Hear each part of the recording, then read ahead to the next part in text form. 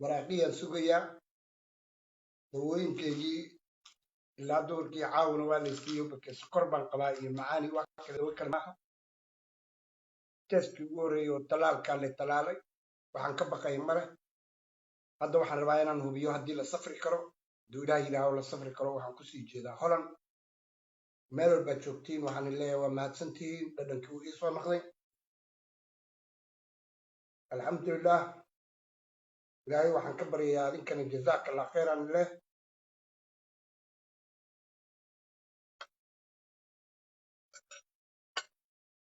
sida xatada ani waxa lagu garanaya sida caadada waxa lagu garanaya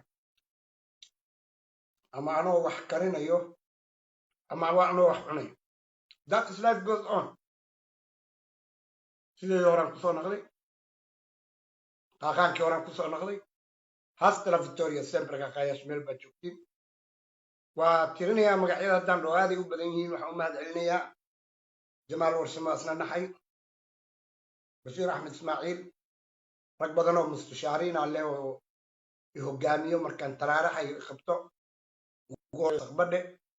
waxaan kaloo ii sheegay saqbadhe oo aad iga welwalayay maxamed cali america ambasadorka asna waxaan leeyahay aad iyo aad aad u mahadsantiin giddigiina waxaan kaloo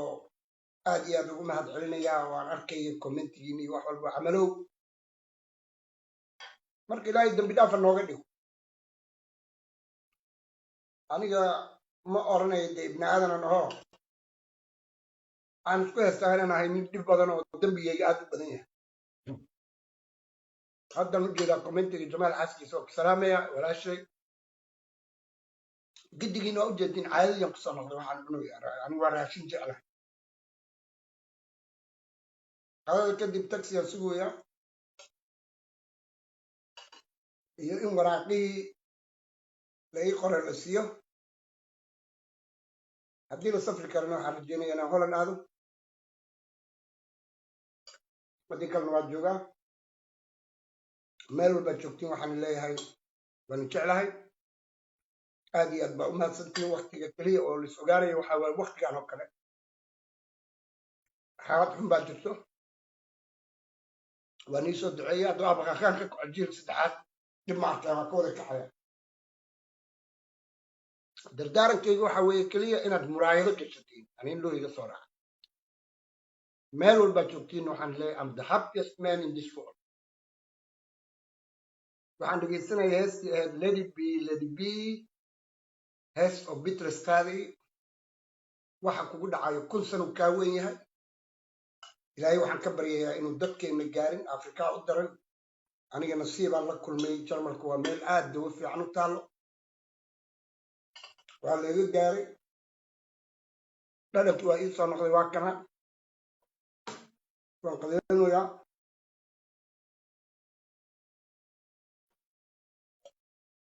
waa nii soo duceeyey aad iyo aad idinkan waa ii duceyseen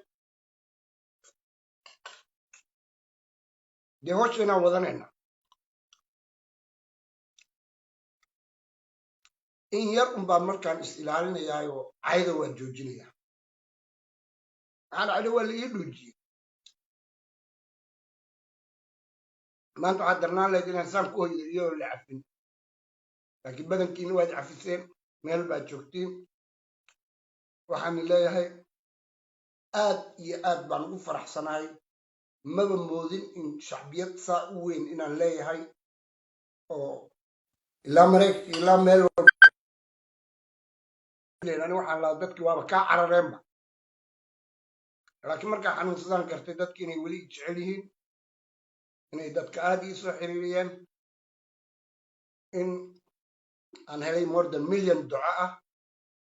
waa wax lagu farxo adinkana waa nii soo ducey jazaakum allah kheer